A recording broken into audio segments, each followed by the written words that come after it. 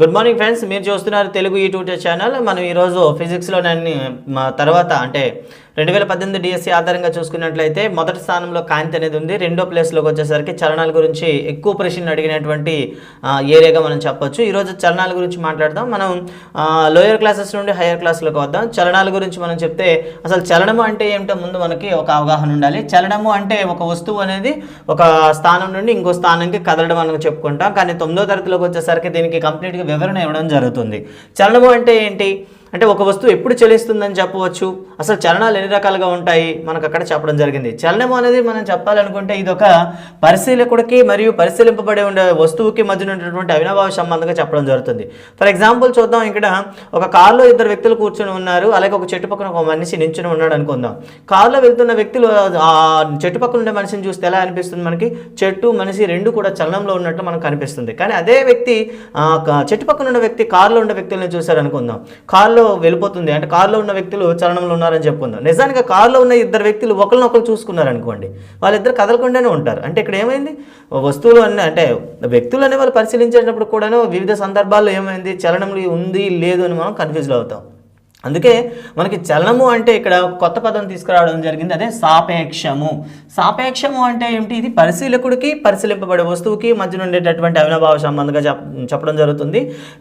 పరిశీలింపబడే వ్యక్తి పరిశీలిస్తున్న వస్తువుని పరిశీలించే సందర్భంలో వాటిలో ఏమైనా స్థానంలో మార్పు కనిపిస్తే అప్పుడు దాన్ని చలనంలో ఉందని చెప్పవచ్చు అనమాట.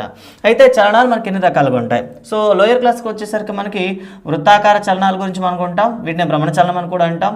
వృత్తాకార చలనము, అదేవిధంగా రేఖీయ చలనము. ఒక సరళ రేఖ వెంబడి ఉంటే దాన్ని రేఖీయ చలనంగా మనం చెప్తాం అనమాట. సో వృత్తాకార చలనం మీద దాదాపుగా 5 ప్రశ్నలు ఇవ్వడం జరిగింది గత డిఎస్సిలో. అయితే ఈ చలనాల గురించి చెప్పుకునేటప్పుడు మళ్ళీ చలనాల గురించి ఒక పూర్తి వివరణ అనేది మనకు అవసరం. ఏంటది? దూరము, అదేవిధంగా స్థానభ్రంశము. ఈ రెండింటికి మధ్యన ఉన్నటువంటి ఒక భేదం మనకి తెలిసి ఉండాలి. దూరం అంటే ఏమిటి, స్థానభ్రంశం అంటే ఏమిటి? ఒక వస్తువు ఒక నిర్దిష్ట ప్రాంతానికి చేరుకోవడానికి మొత్తం ఎంత మార్గాన్ని అయితే అది దాటాల్సి వచ్చిందో ఆ మొత్తాన్ని మనం ఏమంటాం? దూరం అంటాం.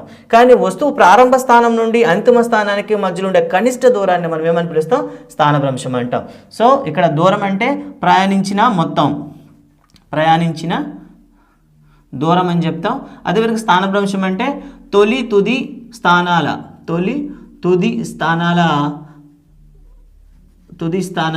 కనిష్ట దూరం అని చెప్తాం. ఇక్కడ ఈ రెండు కూడా మనకి అవగాహన ఉండాలి. తొలి తుది స్థానాల కనిష్ట దూరాన్ని మనం ఏమని పిలుస్తాం? స్థానభ్రంశం అంటాం. అదేవిధంగా వస్తువు తుది స్థానాన్ని చేరుకోవడానికి ఏ గమన మార్గంలో అయితే వెళ్ళిందో ఆ మొత్తం దూరాన్ని మనం ఏమంటాం? ప్రయాణించిన దూరం అని చెప్తాం అనమాట. అయితే స్థానభ్రంశం చెప్పేటప్పుడు ఖచ్చితంగా మనం దిశ చెప్పాల్సి వస్తుంది. అంటే కేవలం ప్రమాణాలు చెప్తే కాదు, దిశ కూడా చెప్పాల్సి వస్తుంది. అందుకే స్థానభ్రంశాన్ని మనం సదిశ అని పిలుస్తాం, దూరాన్ని మనం అదిశ అని పిలుస్తాం. ఇక్కడ దిశతో సంబంధం ఉండదు. సో ఈ విధంగా మనం చెప్తాం. అయితే స్థానభ్రంశానికి అదేవిధంగా ప్రయాణించిన దూరానికి రిలేషన్ అనేది చాలా మనకి important. So number of time ఎగ్జామ్లు ఇదే క్వశ్చన్ మనకి ఇవ్వడం జరిగింది. చివరిలో ఈ క్వశ్చన్స్ గురించి మళ్ళీ మనం ఎక్స్ప్లెయిన్ చేసుకుందాం. సో ముందుగా చూద్దాం. ఇక్కడ ఒక వస్తువు తీసుకుందాం. ఇక్కడ సో మిస్టర్ ఎక్స్ అనే వ్యక్తి ఏ పాయింట్ నుండి బి పాయింట్కి ప్రయాణించాలనుకుంటున్నాడు. నిజానికి ఏ నుండి బికి ఉండేటటువంటి కనిష్ట దూరాన్ని మనం ఏమని చెప్తాం? స్థానభ్రంశం అని పిలుస్తాం. ఏమంట? స్థానభ్రంశం. కానీ ఏ అనే పాయింట్ నుండి బి అనే పాయింట్ వెళ్ళడానికి ఎక్స్ అనే వ్యక్తికి ఒక నిర్దిష్ట మార్గం లేక ఇలా ఒక వక్ర మార్గంలో రోడ్డు ఉందనుకుందాం. సో అతను ఏ అనే పాయింట్ నుండి బి అనే పాయింట్కి వెళ్ళాలంటే రోడ్డు మొత్తం క్రాస్ చేయాల్సి వస్తుంది. నిజానికి వాస్తవానికి ఏ నుండి బికి వెళ్ళాలంటే ఉండే కనిష్ట దూరం అయితే ఏదైతే ఉందో దీన్నే మనం స్థానభ్రంశం అంటాం. అతను ఎంచుకున్న ఈ మార్గం మొత్తాన్ని మనం ఏమని పిలుస్తాం? ప్రయాణించిన దూరం అంటాం. సో ఇదే కాన్సెప్ట్ మీద మనకి లాస్ట్ టైం ఒక క్వశ్చన్ అడగడం జరిగింది. ఇక్కడ ఏంటంటే స్థానభ్రంశం తక్కువ ఉంటుందా, ప్రయాణించిన దూరం తక్కువ ఉంటుందా? ఈ క్వశ్చన్ అనేది మనకు ఐడియా ఉండాలి. స్థానభ్రంశం అనేది కనిష్టము కాబట్టి అది దాని విలువ అనేది కనిష్టంగా ఉంటుంది. ప్రయాణించే దూరం అనేది యాక్చువల్గా అయితే ఇది ఫర్ ఎగ్జాంపుల్ ఫ్లైట్లో వెళ్ళామనుకోండి, స్ట్రైట్గా వెళ్తాం. స్థానభ్రంశం ఏమవుతుందో ప్రయాణించిన దూరం కూడా అదే అవుతుంది.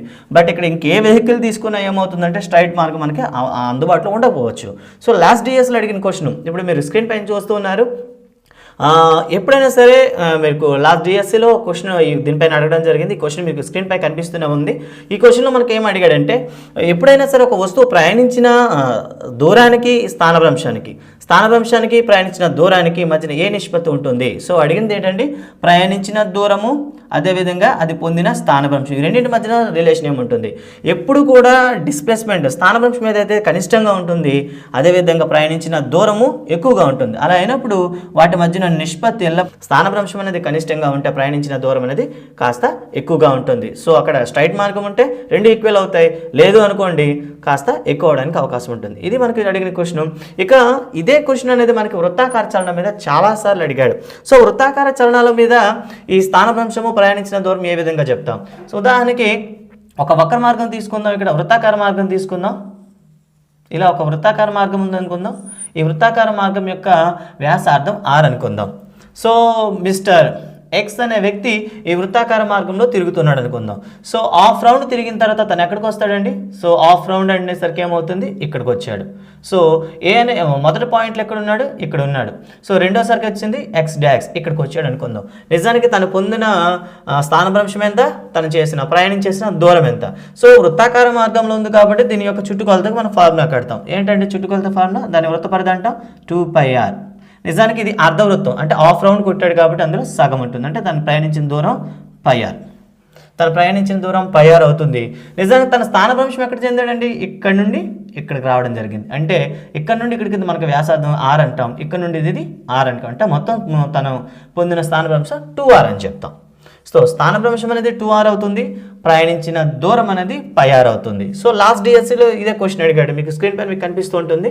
హాఫ్ రౌండ్లో ఆ వ్యక్తి ప్రయాణించిన దూరం ఎంత, అదేవిధంగా అతను చెందిన స్థానభ్రంశాల మధ్య నిష్పత్తి ఏమిటని అడిగాడు. నిష్పత్తి అంటే ఏం చేస్తాం మనం? సేమ్ ఇంత క్వశ్చన్ లాగా చేస్తాం.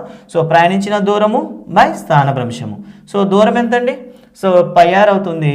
అది అలాగే తను పొందిన స్థానభ్రంశము 2r అవుతుంది. రెండు మనకి సింప్లిఫై చేస్తే π/2 వచ్చింది. అంటే నిష్పత్తి π/2గా మనం చెప్తాం అనమాట. సో ఇదే ప్రశ్న అడిగాడు. ఇంకో ప్రశ్న మనకి డిఎస్సిలో అడిగాడు, మీకు స్క్రీన్ పైన కనబడుతుంది. ఒక వ్యక్తి చాలా రౌండ్లు కొట్టాడు, మొత్తం రౌండ్లు చేసిన తర్వాత తను నిజంగా పొందినటువంటి స్థానభ్రంశం ఎంత? అంటే ఒక పూర్తి రౌండ్ కొట్టిన తర్వాత తను పొందిన స్థానభ్రంశం ఎంత? నిజానికి స్థానభ్రంశం తను చెందలేదు, కానీ ప్రయాణించిన దూరం అయితే ఇక్కడ ఉంది కానీ వృత్తాకార మార్గంలో, కానీ తను పొందిన స్థానభ్రంశం ఉన్న ప్లేస్కే వచ్చాడు కాబట్టి స్థానభ్రంశం 0. సో ఇది క్వశ్చన్ కూడా మీకు స్క్రీన్ పైన కనిపిస్తుంది. ఈ క్వశ్చన్ కూడా అడగడం జరిగింది.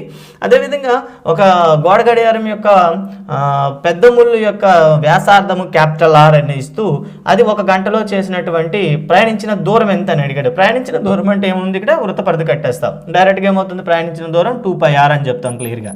అదే స్థానభ్రంశం అయితే 0 అవుతుంది. ఈ విధంగా మనకి వృత్తాకార మార్గంలో స్థానభ్రంశం మీద, అదేవిధంగా ప్రయాణించిన దూరం మీద ప్రశ్న అడగడం జరిగింది. ఇంకో క్వశ్చన్ అడిగాడు చూడండి. ఒక వ్యక్తి తూర్పు వైపు మొదట 10 మీటర్లు వెళ్ళి తూర్పు వైపు 8 మీటర్లు వెళ్ళి అక్కడ నుండి ఉత్తరం వైపు మళ్ళీ 6 మీటర్లు వెళ్ళిన ప్రారంభ స్థానం నుండి ఎంత స్థానభ్రంశం చెందాడు అనే ప్రశ్న అడగడం జరిగింది. నిజానికి మొత్తం ప్రయాణించిన దూరం అయితే 8 + 6 మొత్తం మనం 14 మీటర్లు అని చెప్పొచ్చు. నిజానికి స్థానభ్రంశం ఎంత చెందాడండి? సో ఇలా మనం చెప్పొచ్చు. సో మొత్తం అనేది దిక్కులనే ఒకదానికొకటి 90 డిగ్రీస్లు ఉంటాయి కాబట్టి ఇది లంబకోణ త్రిభుజం అనుకుందాం. సో ఈ డిస్టెన్స్ రావాలంటే ఏం చేస్తాం మనం? 8² + 6² పైథాగరస్ సిద్ధాంతం ప్రకారం మనం వేసి డైరెక్ట్గా ఏం చెప్తాం? 64 + 36 √100 వస్తుంది. That is equal to 10 metres. అంటే తన పొందిన స్థానభ్రంశం మనం 10 మీటర్లని క్లియర్గా చెప్పొచ్చు. సో చలనం తర్వాత చలనానికి కాలానికి మధ్య ఉండేటటువంటి సంబంధం తెలుసుకోవడానికి రెండవ భౌతిక రాశిని మనం ఉపయోగిస్తూ ఉంటాం.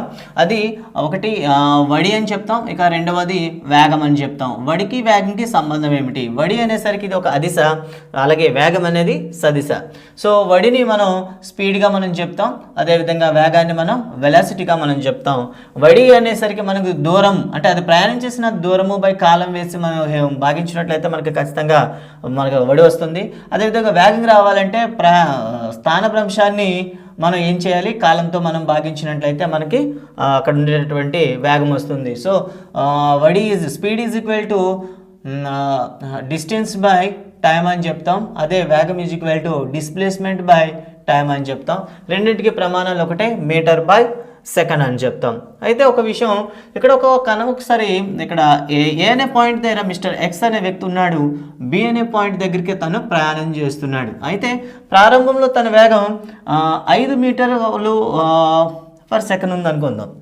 అయితే తను ఏం చేస్తున్నాడు, ప్రతి సెకండ్కి 1 మీటర్ పర్ సెకండ్ పెంచుతూ పోతున్నాడు అనుకుందాం. సో 1వ సెకండ్లో అతని యొక్క వేగం ఎంత అవుతుంది చెప్పండి. అతని యొక్క వేగం మొదట ఉన్నది ఇనిషియల్గా స్టార్టింగ్లో ఉండేది 5 మీటర్ పర్ సెకండ్. 1 సెకండ్ తర్వాత ఏమవుతుంది, పెరుగుదల ఉంది కాబట్టి 6 మీటర్ పర్ సెకండ్ అవుతుంది.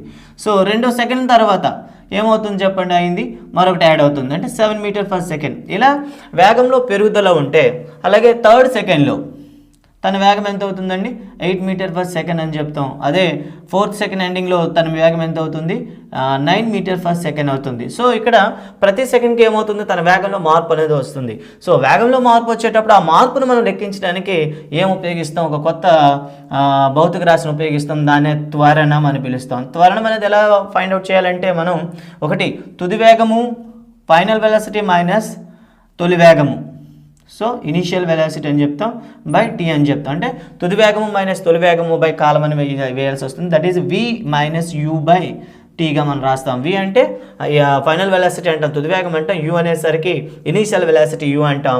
సో ఫైనల్గా టీతో దాన్ని డివైడెడ్ బై చేసినట్లయితే దాని యొక్క త్వరణం అనేది వస్తుంది. త్వరణానికి ప్రమాణాలు ఏమిటి ఒకసారి చూసినట్లయితే మీటర్ బై సెకండ్ స్క్వేర్. ఒకసారి గుర్తుంచుకోవాలి, ఇది త్వరణానికి ప్రమాణాలు మీటర్ బై సెకండ్ స్క్వేర్ అని చెప్పొచ్చు. అలాగే దీని ఆధారంగా మనకు ఒక క్వశ్చన్ కూడా ఇవ్వడం జరుగుతుందన్నమాట. సో ఏంటది, త్వరణాన్ని లెక్కించడానికి సంబంధించిన ప్రశ్న కావచ్చు, లేదా వేగానికి సంబంధించిన ప్రశ్న అయినా మనకి ఇవ్వచ్చు అనమాట. సో ఇక్కడ చూద్దాం, చలన సమీకరణాలు అవి ఉత్పాదన విధానం డైరెక్ట్గా మనం చెప్పకుండా డైరెక్ట్గా వాటి ఫార్ములాస్ చెప్తున్నాం. ఫస్ట్ ఫార్ములా వచ్చేసి V = U + AT and second one is S = UT + ½ AT². అలాగే మూడవది వచ్చేసి V² - U² = 2ASగా చెప్తాం. ఈ మూడు అనేవి మనకి చలన సమీకరణాలు. ఈ చలన సమీకరణాల మీద ప్రశ్న ఇవ్వడం జరిగింది. అదేవిధంగా చలన సమీకరణంలో ఒక అప్లికేషన్ క్వశ్చన్ కూడా ఇవ్వడం జరిగింది. సో ఎవరు చేయలేనటువంటి ఒక ప్రశ్న కూడా ఇక్కడ ఇవ్వడం జరిగింది. ప్రశ్నలు ఏంటో ఒక్కొక్కటి చూద్దాం. ముందుగా మనకు డిఎస్ఎల్ అడిగిన ప్రశ్నల గురించి ఒకటి చూద్దాం. ఫస్ట్ క్వశ్చన్, ఒక 6 మీటర్ల బిల్డింగ్ పై నుండి మిస్టర్ ఎక్స్ అనే వ్యక్తి బంతిని పైకి ఇసిరాడు. ఆ బంతిని పైకి ఇసిరేటప్పుడు అది 9 మీటర్స్ పైకి వెళ్ళి కింద పడింది. సో చూడండి, భవనం ఎత్తు మనకి ఇక్కడ భవనం ఎత్తు 6 మీటర్లు. అతను పైకి విసిరిన అది చేరిన ఎత్తు మనకి ఎంత అండి? సో ఇక్కడ గుర్తుంచుకోవాలి 9 మీటర్స్. అయితే అది ప్రయాణించిన దూరం ఎంత, స్థానభ్రంశం ఎంత? రెండు ప్రశ్నలు. సో మొదట ప్రయాణించిన దూరం కడదాం. ప్రయాణించిన దూరం ఏమవుతుంది? సో పైకి విసిరాడు కదండి, పైకి విసిరినప్పుడు అది 9 మీటర్లు పైకి వెళ్ళింది. అదేవిధంగా 9 మీటర్ల కిందకు వచ్చింది. ప్లస్ ఆ భవనం ఎంతైతే ఎత్తుందో ఆ భవనం ఎత్తు కూడా కిందకు చేరుకుంది. మొత్తం కలుపుతాం, మొత్తం 24 మీటర్స్ అవుతుంది. అదే నిజానికి స్థానభ్రంశం అంటే నిజానికి తనున్న ప్రదేశం నుండి ఆ బంతి ఎంత కిందకు ఉంది చెప్పండి, భవనం ఎంత అయితే అంత అవుతుంది. సో క్వశ్చన్, స్థానభ్రంశం 6 మీటర్లు, అలాగే వస్తువు ప్రయాణించిన దూరం 24 మీటర్లు అని చెప్తాం అనమాట. ఈ క్వశ్చన్ అనేది అడగడం జరిగింది. ఇక తర్వాత ప్రశ్న చూస్తే ఎవరూ చేయలేని ప్రశ్న, మ్యాక్సిమం 99% తప్పు రాసిన ప్రశ్న ఇక్కడ ఒకటి చూద్దాం. ఒక యు తొలి వేగంతో ఒక వస్తువు అంటే నిశ్చల స్థితి నుండి ఒక వస్తువు కదిలింది. దాని యొక్క త్వరణం త్వరణం ఏ అయితే అది 3వ సెకండ్లో అది ప్రయాణం చేసిన దూరం ఎంత? మీ స్క్రీన్ పై క్వశ్చన్ కనిపిస్తుంది చూడండి. సో నిశ్చల స్థితి నుండి ఏ త్వరణంతో బయలుదేరిన వస్తువు 3వ సెకండ్లో ప్రయాణం చేసిన దూరం. ఇది చాలా వరకు అందరు తప్పులే చేశారు. సో ఇక్కడ ఇచ్చిన కాలం 1 సెకండ్, 3వ సెకండ్ అంటే 2వ సెకండ్కి 3వ సెకండ్కి మధ్యలో ఉన్న టైం తీసుకున్నాడు. సో నిజానికి ఇక్కడ మనకి వి ఫైండ్ అవుట్ చేద్దాం. అంటే 2వ సెకండ్ల తర్వాత వి ఎంత అవుతుంది? సో మనకున్న ఫార్ములా ఏంటంటే V = U + AT. U = 0, A = ఎంత అంటే మనకి A ఇచ్చాడు, T ఎంత ఇచ్చాడండి? 3వ సెకండ్లో ప్రయాణించిన దూరం అంటే 2వ సెకండ్ తర్వాత 3వ సెకండ్ అంటే 2వ సెకండ్కి మనం లెక్క వేసుకోవాలి. అంటే = 2A అవుతుంది. అదేవిధంగా 3వ సెకండ్కి అంటే 2వ సెకండ్ తర్వాత దాని వేగం, 2వ సెకండ్ తర్వాత దాని వేగం ఏమవుతుంది చెప్పండి? V = 0 + 3A అవుతుంది. అంతే కదండి, 3వ సెకండ్లో దాని వేగం. నిజానికి ఇప్పుడు ఏమి అడిగింది ప్రశ్న ఏంటి? 3వ సెకండ్లో అంటే 2వ సెకండ్ తర్వాత స్టార్టింగ్ అంటే ఎండింగ్ 2వ సెకండ్ తర్వాత 3వ సెకండ్ చివరిలో అది ప్రయాణించేసిన దూరం. సో 2వ సెకండ్ చివరిలో దానికి ఉండే వేగం 2A, 3వ సెకండ్ ఎండింగ్ వచ్చేసరికి దాని వేగం 3A. అయితే మొత్తం చేసిన దూరం కావాలంటే మనకి ఇక్కడ ఫార్ములా ఏంటి ఉందండి? వాడు అడిగిన ప్రశ్న ప్రయాణించిన దూరం అడిగాడు. ప్రయాణించిన దూరం కావాలంటే మనం ఏం చేస్తామండి? వేగము ఇంటూ కాలం చేయాలి. వేగము ఇంటూ కాలం చేస్తే మనకి ప్రయాణం చేసిన దూరం వస్తుంది. సో ఇక్కడ ఇచ్చిన కాలం 1 సెకండ్. సో ఇక్కడ ఇచ్చిన కాలం 1 సెకండ్ అని మనం చెప్తాం. 1 సెకండ్లో అది ఎంత ప్రయాణం చేసిందో మనకు అడిగిన ప్రశ్న అనమాట. సో 1 సెకండ్లో కాలం ఇచ్చాడు, వేగం కావాలి. వేగం ఏమవుతుందండి, స్టార్టింగ్లో 2a ఉంది, ఎండింగ్లో 3a ఉంది. కాబట్టి మనకి వాటి యొక్క యావరేజ్ తీసుకుంటాం, అంటే u+v/2గా మనం ఇక్కడ యావరేజ్ తీసుకుంటాం. అలా అనుకుంటే 1 second into 2a + 3a/2 = 5a/2. ఇది క్వశ్చన్ అండి. ఇది 99% అందరూ తప్పే రాశారు ఇది. సో ఇది ఒకసారి చూసుకుంటారు. సో ఎప్పుడైనా సరే పైన తుది వేగము తొలి వేగం ఇచ్చేసి ప్రయాణించేసిన దూరం అడిగితే తొలి వేగము తుది వేగాల సరాసరి కట్టి దానికి కాలంతో ఇంటూ చేసినట్లయితే మనకి వేగం వస్తుంది. ఇది మనకి లాస్ట్ టైం అడిగినటువంటి ప్రశ్న. ఇక తర్వాత ప్రశ్న, ఒక 20 మీటర్/సెకండ్స్ తొలి వేగంతో ఒక వస్తువును పైకి విసిరినప్పుడు అది గరిష్ట చేరుకునే ఎత్తు ఎంత అనే మరో ప్రశ్న ఇవ్వడం జరిగింది. మీకు స్క్రీన్ పైన కనిపిస్తుంది, ఒకసారి చూడండి. నిజానికి ప్రశ్న ఏంటన్నాడండి, u = 20 మీటర్/సెకండ్ అని ఇవ్వడం జరిగింది. సో అది పైకి విసిరాడు కాబట్టి గరిష్టంగా చేరుకునే ఎత్తు అడిగాడు. సో ఇక్కడ మనకి ఈ 3 చలన సమీకరణాల్లో ఈ థర్డ్ ఫార్ములా మనం ఇక్కడ ఉపయోగించుకున్నట్లయితే ఈజీ అవుతుంది. సో ఇక్కడ మనకి v ఏమవుతుంది, ఒక పైకి విసిరిన వస్తువు అనేది తుది వేగం ఇప్పుడు అవుతుందంటే గరిష్ట ఎత్తుకు చేరుకున్న తర్వాత నిశ్చల స్థితిలో చేరుకోవడం, అంటే దాని వేగం 0 అవుతుంది. సో v = 0 కాబట్టి మనకున్న formula v² - u² = 2as. So ఈ ఫార్ములా వేసుకుందాం ఒకసారి. u అంటే మనకు తెలిసిందేని, సో 20² = 2 ఇంటూ ఇక్కడ a త్వరణం ఎంత ఇచ్చాడంటే, గురుత్వ త్వరణం అనేది మనకి క్వశ్చన్లోనే ఇచ్చాడు, 10 మీటర్/సెకండ్² అన్నాడు. అయితే పైకి విసురుతున్నప్పుడు వేగం అనేది క్రమంగా తగ్గుతుంటుంది కాబట్టి ఇక్కడ త్వరణం మనం మైనస్ తీసుకోవాలి, ఇంటూ s. సో మనకు కావాల్సింది డిస్ప్లేస్మెంట్ s కావాలి, కాబట్టి s = -20² -10² మనం రాసుకుంటాం ఇక్కడ.